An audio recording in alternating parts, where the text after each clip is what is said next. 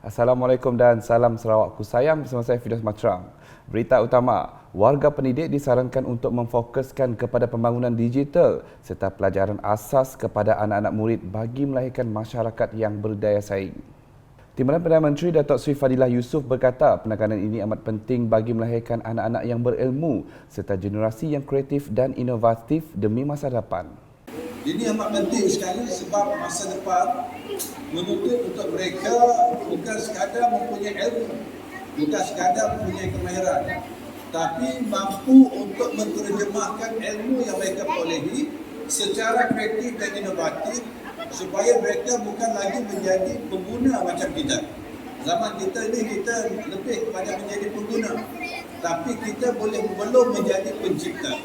Dan masa depan sebenarnya kita memerlukan mereka ini menjadi pencipta kepada apa saja hasilan yang mereka pelajari dalam apa saja bidang. Tak kira lah sama ada bila mereka mencukuri sebagai seorang engineer, bukan saja engineer yang akan membuat desain, tapi engineer yang boleh menghasilkan hasilan yang akhirnya dapat digunakan bukan saja oleh negara kita, tapi juga di peringkat antarabangsa. Beliau berkata demikian ketika mengadakan lawatan kerja rasmi beliau yang pertama setelah dilantik sebagai Timbalan Perdana Menteri di Sekolah Kebangsaan St. Mary Sibu pada Jumaat. SK St. Mary di Sibu merupakan tempat Datuk Seri Fadilah bersekolah dengan memasuki darjah 1 di sekolah berkenaan pada 1969. Ketika itu, SK St. Mary Sibu adalah antara sekolah terbaik dari segi pencapaiannya. Dalam perjumpaan santai dengan warga sekolah itu, beliau juga menasihatkan murid-murid SK St. Mary supaya jangan sama sekali melupakan jasa dan pengorbanan para guru serta sentiasa patuhi akan nasihat dan tunjuk ajar guru. Turut bersama beliau ialah Timbalan Menteri Pendidikan, Inovasi dan Pembangunan Bakat Sarawak, Datuk Dr. Anwar Rapai. Dalam pada itu, Datuk Seri Fadilah menegaskan penguasaan dalam bidang sains, teknologi, kejuruteraan dan matematik STEM amatlah penting dalam membantu anak-anak mencapai matlamat tersebut, memandangkan penguasaan bidang STEM masih lemah di negara ini.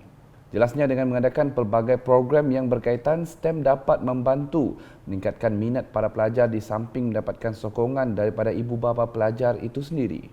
Pengisian program tersebut untuk menurunkan tanda tangan pelak lawatan rasmi serta meninjau keadaan sekeliling di sekolah tersebut. Dalam program berasingan, beliau yang juga Menteri Peladangan dan Komoditi mengadakan lawatan kerja ke Lembaga Lada Malaysia MPB Cawangan Sibu pada Jumaat. Lawatan tersebut setara dengan misi merapatkan hubungan di antara Sarawak, Sabah dan Semenanjung. Datuk Seri Fadilah diiringi kaki tangan MPB meninjau pengoperasian premis dan keadaan fasiliti sambil mengambil maklum mengenai aktiviti yang dijalankan dalam menjamin kredibiliti dan keselamatan penghasilan produk lada. Antara aktivitinya adalah perkhidmatan kawalan kualiti dan penggradean aktiviti pemprosesan lada, termasuk melaksanakan program pembangunan penanaman lada dengan mengagihkan input pertanian, pengkakasan ladang dan bantuan infrastruktur ladang.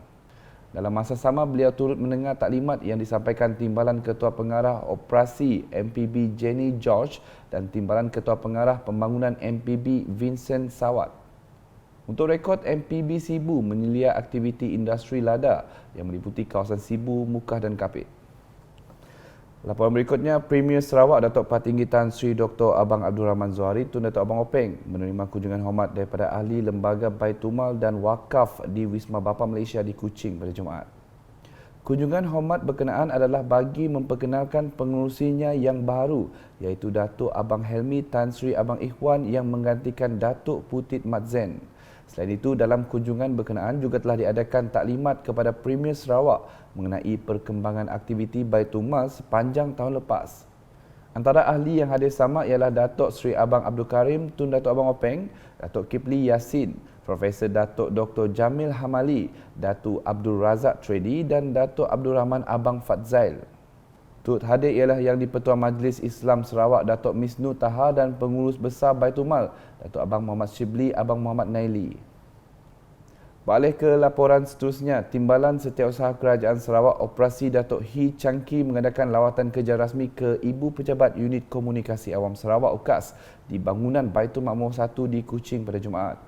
Lawatan kerja rasmi tersebut adalah sebagai usaha beliau untuk mengambil maklum lebih terperinci tentang peranan dan fungsi UKAS secara keseluruhannya. Dalam pada itu, lawatan kerja berkenaan juga bagi membolehkan beliau mengetahui secara dekat isu-isu dan cabaran-cabaran UKAS ke arah menjadi pemangkin kepada komunikasi awam Sarawak dan media rasmi utama di negeri ini. Kehadiran beliau sekitar jam 8.50 pagi telah disambut oleh pemangku pengarah UKAS, Samuel Simon serta pengurusan tertinggi UKAS.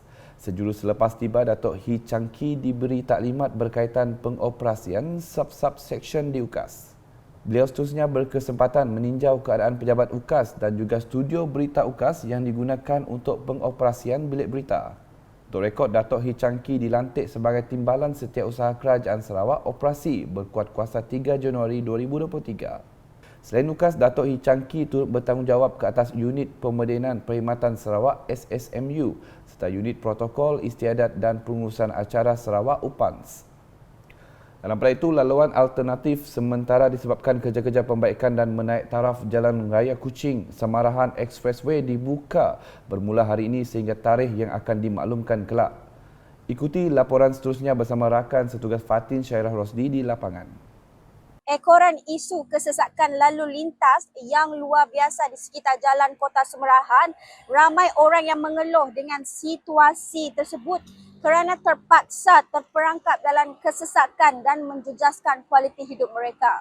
Seperti yang anda lihat, keadaan ketika ini sudah kembali seperti sedia kala susulan daripada tinjauan dan pemerhatian yang telah diadakan 4 dan 5 Januari serta perbincangan lanjut bersama pemaju perumahan adalah dimaklumkan bahawa jalan alternatif, lencongan alternatif dari Samarahan ke arah BDC, Jalan Setiaraja, Jalan Setutong akan dibuka sementara kepada pengguna jalan raya. Walau bagaimanapun, para pengguna jalan raya diingatkan bahawa laluan tersebut hanya boleh digunakan oleh kenderaan ringan dengan had muatan 5 tan ke bawah. Untuk makluman, had laju yang digunakan adalah 30 km sejam sahaja.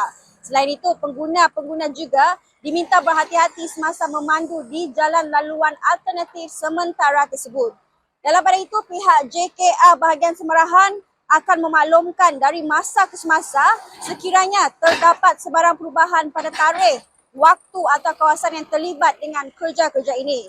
Pengguna jalan raya turut dinasihatkan merancang perjalanan di kawasan-kawasan yang terlibat. Segala kesulitan amatlah dikesali. Dalam pada itu, Datuk Bandar Majlis Bandaraya Kuching Selatan MBKS Datuk Wee Hong Seng berkata hanya satu laluan alternatif bagi mengurangkan kesesakan lalu lintas di sepanjang Lebuh Raya Kuching Samarahan dibuka buat masa ini. Katanya jalan pintas sementara itu hanya tersedia untuk pengguna jalan raya dari Kota Samarahan menghala ke Tabuan Jaya baru di Jalan Setutong tanpa melalui bulatan TT3. Jelasnya jalan pintas yang memotong pembangunan swasta itu hanya sementara. That's why we open only on one way.